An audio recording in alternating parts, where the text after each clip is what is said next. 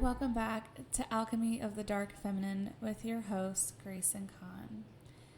Today, I want to discuss why survivor's guilt happens after you go no contact with your narcissistic mother.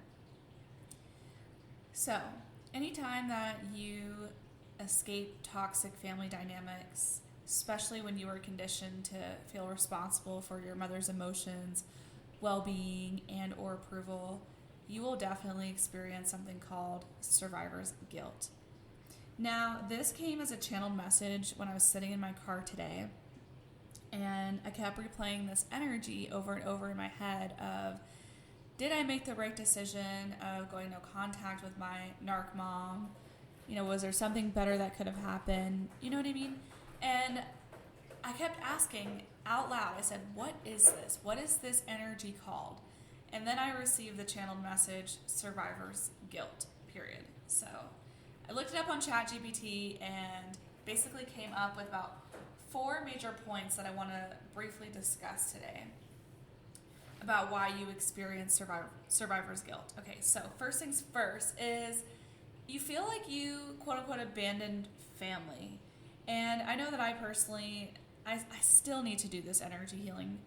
I allowed myself today to feel this guilt, to cry, reset my nervous system, and just allow myself to be in this heavy energy. And I typically do that. I feel the emotions and the heavy energy first. I allow it to move through my body, process it, and then I will go and do the energy healing as like a thorough energetic cleanse. And so anyway, I have this subconscious belief that I was supposed to, quote unquote, fix my family, which that's not my responsibility. And then you have to ask yourself, why is it a child's responsibility to fix family, to fix grown adults? No, children are not responsible for grown, able-bodied adults. It's not a thing, okay? So it's time to break out of that cycle. It's time to release that old conditioning. And then the second thing is, you feel this guilt for choosing yourself over obligation energy.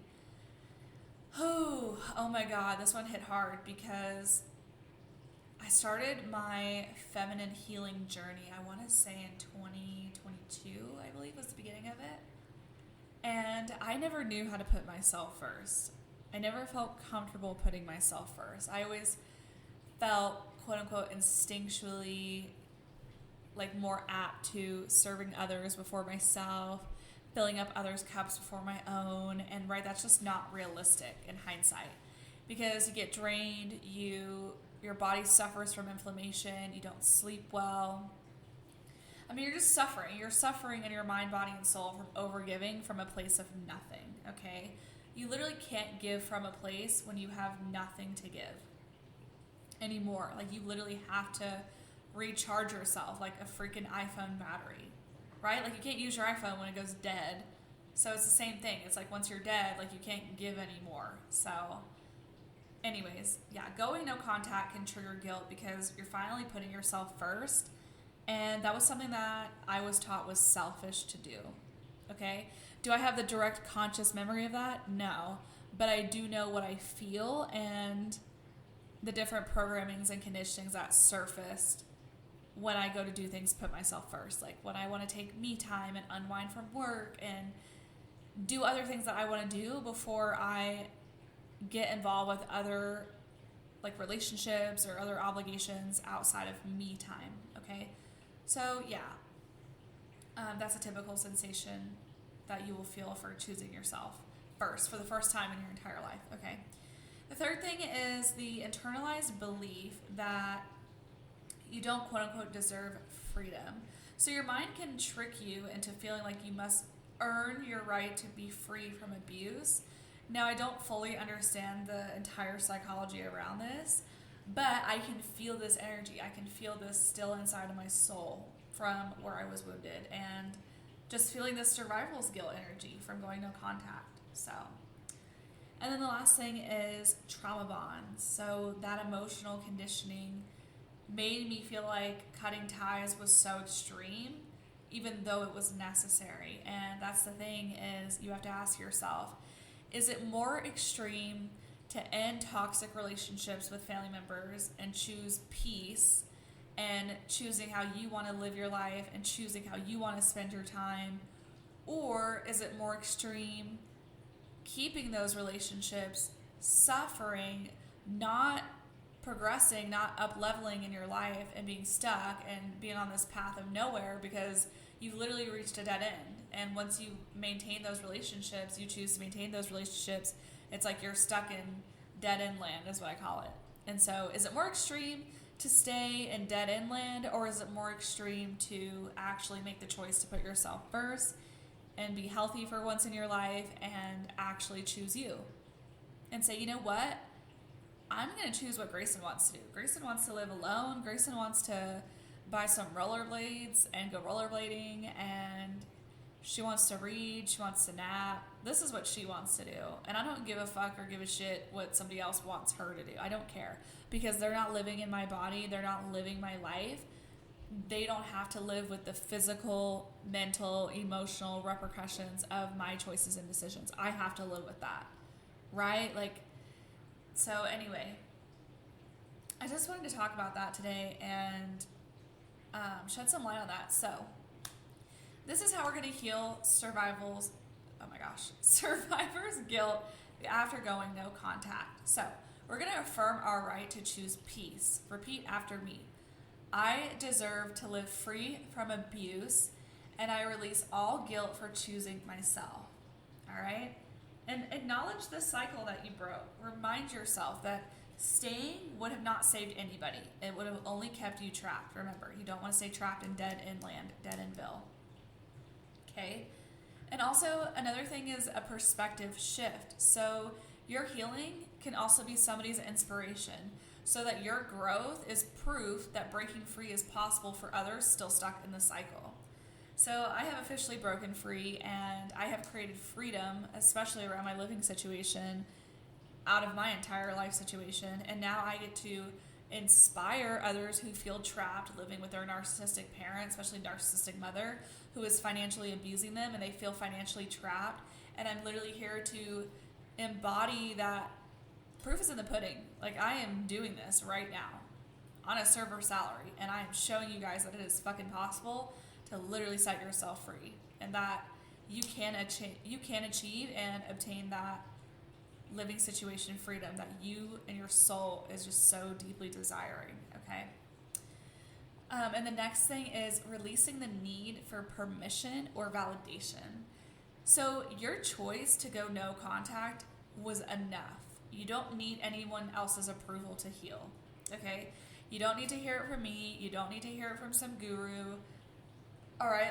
Your choice, your free will to decide that is enough, okay? And then if you find yourself looking for external permission or validation, why don't you ask yourself, take a pause, maybe journal this out, or just have a conversation with yourself inside of your car, maybe talk to yourself in the mirror or something, and just ask yourself and just say, okay, I'm feeling this need to look for external permission or validation because I've been obviously conditioned to do that for years due to my narcissistic abusive cycles, with my narcissistic mother that I've been doing over and over and over and over, looking for that external validation, right? Because that's what they train you to do. That's what they program you to do. And just ask yourself, okay, I have all of these different things. I have all these different things that have added up where the math is mathing, okay?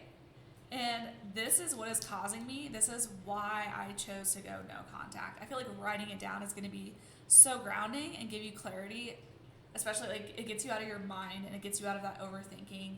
It gets you out of that self-doubt energy, and it just puts the facts right on the paper in front of you.